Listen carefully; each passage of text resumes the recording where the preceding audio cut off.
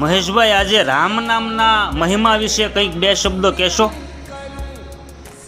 ખૂબ સરસ સવાલ છે તમારો કે આપણે રામ રામ બે વખત જ કેમ બોલીએ છીએ, એક વાર કે 3 વાર કેમ નથી બોલતા? તો એનું એક કારણ છે.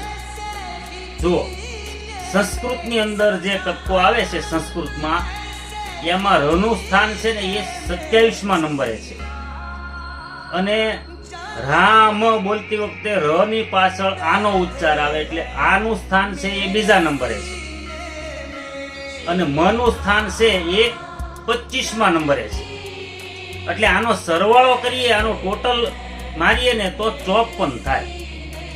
એટલે આપણે જ્યારે બે વખત રામ રામ એટલે કે 54 + 54 બરાબર 108 થાય. અને 108 એટલે માળાની અંદર 108 મણકા આવે, પારા આવે.